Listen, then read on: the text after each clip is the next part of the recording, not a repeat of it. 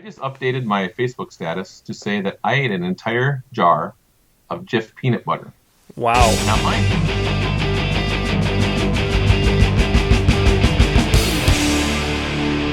So we'll call this our pilot show. I don't really know what that means. I've seen it used on TV, so it must be something important. Pilot means episode 1 of a show, series, or anything. And it basically is their first chance to see, hey, do people even give a crap? Because if they don't, they're probably not going to invest in it.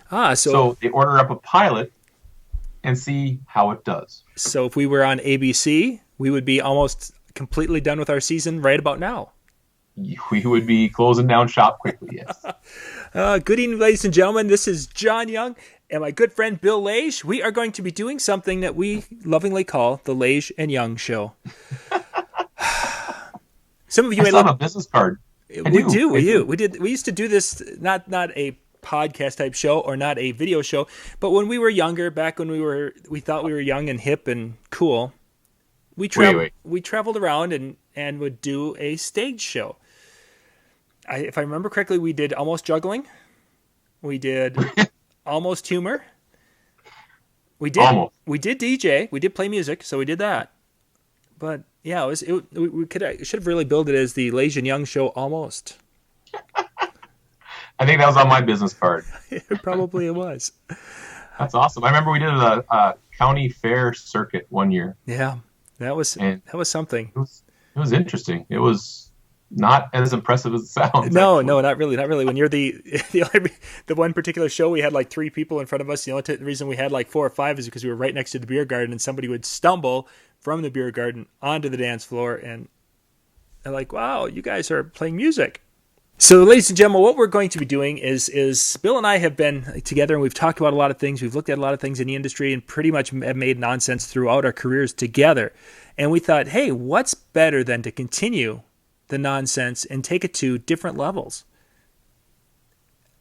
And that's true. And it's nothing but nonsense here. And it sounds awesome. So what we're going to be doing is just every week doing a show where we can get together. We're going to talk a little bit about the industry, talk about some of the cool things that are going on, share some insights because, well, we've both been DJing. Well, let's see. You're 32 and I'm 34, Bill. So yeah, we've been DJing for a few years. All our lives. Yeah, all our lives. Actually, we've both been doing this over 20 years. And there's some things that we've learned, some things that we still have no clue of. But, we'd like to share some thoughts and answer some questions because we know there's a lot of young guys out there who are watching who have questions. And you know what? If we can share some insight and help you in your performance, yay! So one of the topics that we'll be covering, and we'll be using this one kind of as a fallback quite a bit, is because both Bill and I do a lot of work on social media. Now, Bill, you said you've got a couple of websites out there? I do, actually. I'm just recently celebrating my 5-year anniversary of launching my most popular Facebook page, which currently sits at right around 90,000 likes. It's called 365 Things to Do in the Twin Cities. 5 years ago, when it was actually, before it was a like, it was Become a Fan. Mm-hmm. We launched it just before April Fool's Day. It went viral. Within a month, we had about 50,000 likes. Wow. Or get a fans. We had 50,000 fans, and it was wonderful. It was awesome. So that was my first viral hit, and it now is up to close to, we'll be at 100,000 probably in the next year or two. Now, speaking of the fans likes things, now recently, for a lot of us that have business pages, we saw our pages take a little bit of a hit. Did you notice that with your page also? I did, yeah. I was over 91,000, and then it dropped down to around 89. So I lost probably about 2,000 fans or likes, yeah. Yeah, and I think that's the Disc Jockey News. I think is at a similar. I think we were at I think we lost around 1,600 in the adjustment. So really, that was pretty cool because when they're talking about that adjustment, and they were talking about people, the invalid accounts and some spam accounts and things. There's always that part of you, not that, we've never paid for likes or anything, but you're always wondering because you hear about the spam accounts that will like the ones that they're paid to like, and then they'll like other ones to kind of throw Facebook off. And it's like, what happens if 10 or 20,000 of my fans or my likes are spam? I was freaking out a little bit just in case. The thing with likes, like I've always said, is, you can't measure a page via likes. Yeah. Likes are great, and the more likes you have, the better.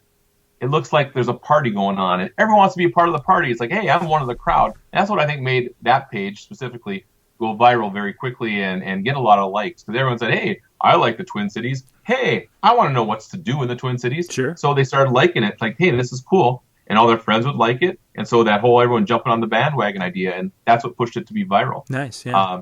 I've tried to do the same thing with other pages and haven't had the same success. But it's been a fun ride while it's lasted. Oh, yeah. And now, 5 years into it, I'm very happy with it. But I know that what keeps a page happy is you got to give content. You can't just have a page and go, look, I have a page. Yeah. Isn't that pretty? You got to post on it, and you got to be not scared to post. And with Facebook tightening the algorithms, your posts doesn't get to as many of the fans that like it in the first place. So it's been pretty difficult for Facebook marketers over the last couple of years. Oh, for sure, for sure. And one area, of course, that has been getting some discussion recently is the idea that if I've got a Facebook page, that I invite my friends. And since we're both DJs, let's look at it from the DJ perspective.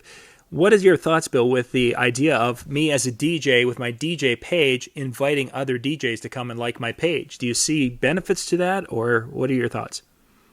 I don't know if there's any real benefits. The only benefit that I can think of is, obviously you want that number to be as big as possible.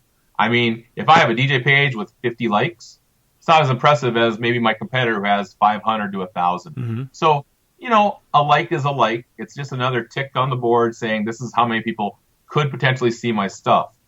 Now, granted, if it's a competitor, they might see what I'm doing. And you know what? At the end of the day, it comes back from our networking days. There's enough work out there.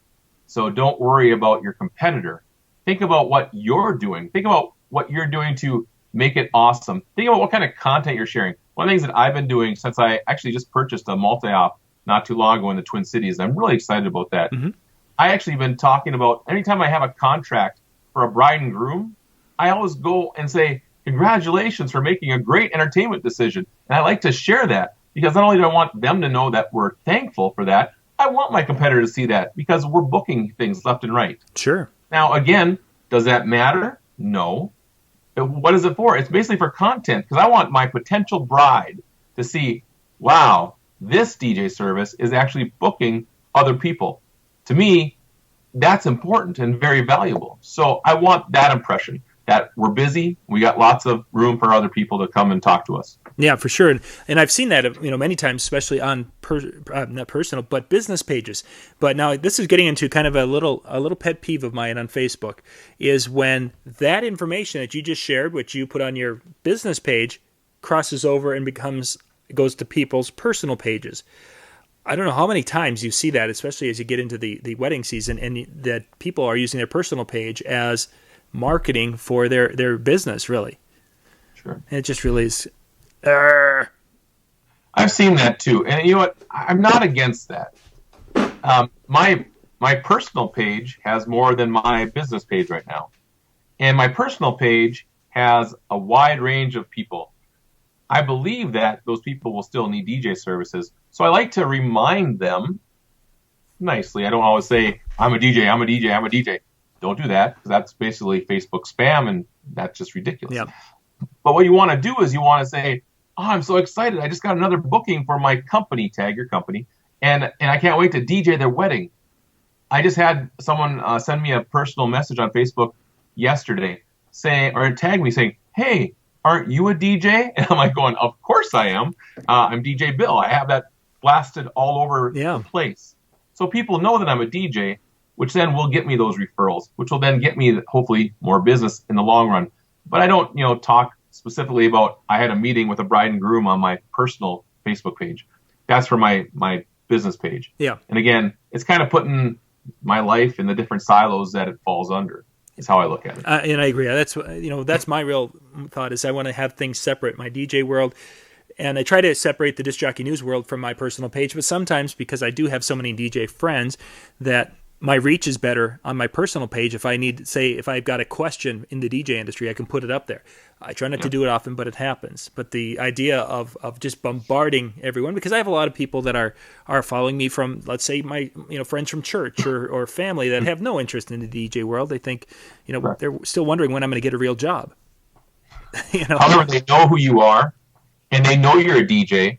So saying something about it doesn't really hurt anything. Yeah, it doesn't. It doesn't. As long as it's an occasional thing. Most of the time they're like hee hee, and a few out there who they know that I'm a DJ, but they don't know at what level of DJ and what types of things I do or what I do in the industry. So for a lot of the people, it's been their first experience with, as an example, the Disc Jockey News.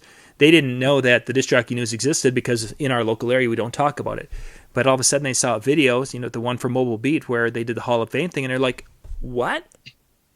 I didn't know that." And so, It's awesome. it's a cool thing, but it's also something I try not to cross over too terribly much, because I like to keep my personas separate, if that makes any sense. The many hats you wear are separated. And the best way I look at it is, you want your personal life personal. Yeah. You want your professional life professional. And, like for me, I've created DJ Bill. Yeah. I'm DJ Bill on Twitter. I market everything DJ Bill. In fact, I have people who are my friends. Hey, DJ Bill. I was like, okay, I'm just Bill, but okay, let's go with that. Yep. And so I have fun with it. And it's like I'm a victim of my own marketing success.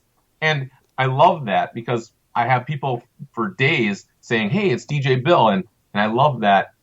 But then again, I'd like to just kind of be Bill and just, go to church and do my own thing. For sure. Too. So those are kind of the thoughts I have behind that. But at the end of the day, it's all about marketing. It's all about how you want to present yourself. One thing that you mentioned was you don't want it to be a consistent message. You want to mix it up. Yeah. Do that on everything. In fact, I always recommend doing other people's content too. For instance, because I have a lot of personal friends who are DJs, Mm-hmm. I see a lot of things about weddings and brides and things that other people are doing. I actually will share that on my business page. Yeah. I will say, hey, this could be handy for a bride. Why should I spend money on a disc jockey? Why should I buy fake flowers versus real? I don't know if that's Whatever, yeah. But anyway, just those ideas. Mm-hmm. And so if I see someone else talking about that, I'll grab it. And now it could even go to a competitor site, because I don't care. Yeah. At the end of the day, it's about me giving information to my customers and potential customers for me. They're not going to click on that and go to someone else. They might read the article, but they'll know that I gave it to them. Yeah. And so I don't really worry about that as much. And that's kind of been my thing. There's plenty of business to go around, and I'm quite full in my schedule's booked. Mm-hmm. So I'm set. Yeah, and I think that's a really good point. Is that sharing in this day and age, sharing is so. Let me put it to this: sharing is really popular, and as a content creator, stealing content is really popular. But I think that's going to be a show for another day. We'll get into that topic. No, and again, I don't think it's stealing content. You're sharing content. Again, if you're saying it's your content or copying it and putting it on your website, that's wrong. And that's the show we'll do in the future, because that's become a big thing and such. But yeah, that's so you're saying that's happened to you, is what you're saying. I'm saying it not only has happened to me, but even some of our writers. For those of you who are familiar with Joe Bunn, Joe Bunn is one of the writers with the Disc Jockey News, and he has created a couple of videos that are things that DJs or things people say to DJs or whatever the thing is. But basically, it's he and Randy Bennett are the DJs, and they have people coming up to the crowd and say, "Hey, dude, can you play some whatever?" And all the kind of stupid requests we get. That video was on his YouTube page. Someone took it down and shared it on their Facebook page, and that video on Facebook has probably cost him over $10,000 in views. It might be pushing closer to 20,000 by now, and that's a big prevalent thing. We'll save that for another show. That sounds good. I look forward to that. That one will be a good one. But let's jump back. I want to jump back to with Facebook at our page, and the idea that we're inviting friends. Now I'm gonna share my perspective on this a little bit and see where you follow me on this one. I do a lot of Facebook advertising with our companies and some of the other companies, and a lot of times we're targeting those people who like our page. So if I've got my DJ business and I have all of my DJ friends like my page, say I've got 1,000, but 500 of those are DJ friends, that means when I try to target the people who like my page, I'm wasting half of my ad dollars on my DJ friends. Does that sound accurate, Bill? Sounds accurate. I follow you. And I think that's one of the things that in this day and age with likes and the big number of likes, while it's nice, and you mentioned the party thing, and I remember when we got a page up, it seemed like we were in a race to get to 1,000.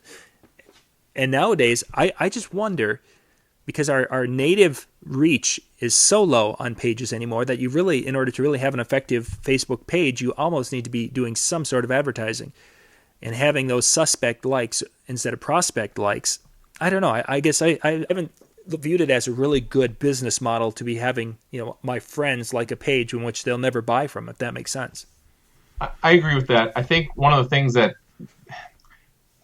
I know what you're talking about when you say, targeting people who like a page and their friends who like the page.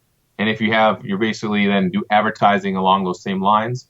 If you are focusing that on people who like the page and their friends, yeah, you could be wasting money on people who will never buy. For sure. I totally get that. I would say then change the way you're advertising. In fact, I am very, very similar thing right now with that, where I'm doing Facebook ads and I'm getting great results. I am targeting, and this is not in the DJ industry, just for a disclaimer, but I'm targeting friends who like the page and then friends and their friends. But there's another page I'm doing where I'm doing the exact opposite, where I'm saying just focus on this metro area, Twin Cities, for instance.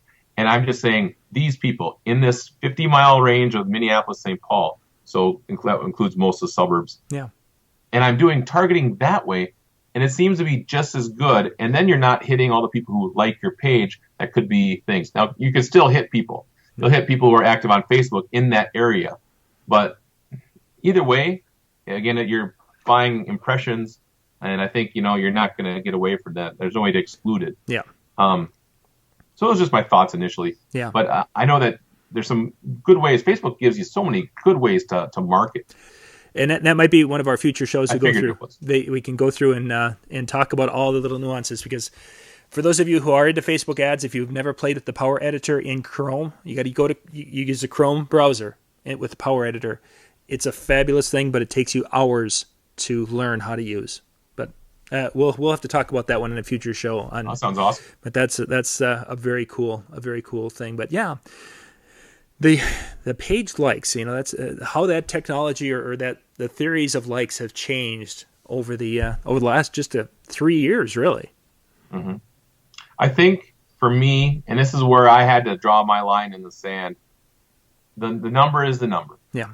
You want to get as many as you can. I'm not going to pay for likes because that's going to just mess you up in the long run. It's going to skew your algorithms for when you do advertise. It's going to decrease the amount of likes and comments on your content. Yep. And it's just a bad business decision. You will regret it every minute. I have bought likes for a page, one of the pages that I have, and it was probably one of the worst decisions I made as a Facebook marketer. Mm-hmm. Here's the most important thing, is at the end of the day, likes will not matter. What's going to matter is content. Content is king. Without content, quality content that your readers are going to care about and want to see, without that, you're just a billboard in the desert. Yeah. You need to give something that people will want to share, something that people will want to engage in. Throw a contest. Give away a book. I still have a few books left from a case I bought from Peter Mary of the planning the perfect wedding ever, best wedding reception ever. And so I still have contests. Say, hey, win this book. It's free. I'm not going to cost me anything because I already bought a case of them, so I have like 5-10 left. And so do that. Make it fun. Share it. Get more brides. Tag a bride. Do something like that. Mm-hmm. Fun little games. That's what you want. You want content. Give value to your people. And then, what's going to happen is you're going to have weddings. Yep. You're going to have weddings, and you're going to have awesome shows. You're going to have an awesome show, and they're going to refer people. And then 10 years later, they're going to have an anniversary party, and they're going to remember how much fun they had 10 years ago. And they're going to see if you're still old like me and like John.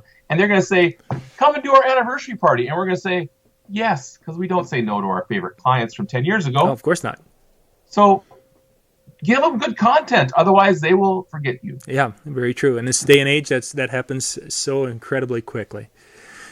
Good chat there, Bill. For those of you who are watching, we thank you for watching. If you have any questions, comments, thoughts, or if you'd like to see us tackle a subject, whether it's social media or not, just something two old guys can talk about, put those down in the comment section down below, right down there somewhere. We're on our YouTube page, and we'll do our best to be able to tackle those in an upcoming show.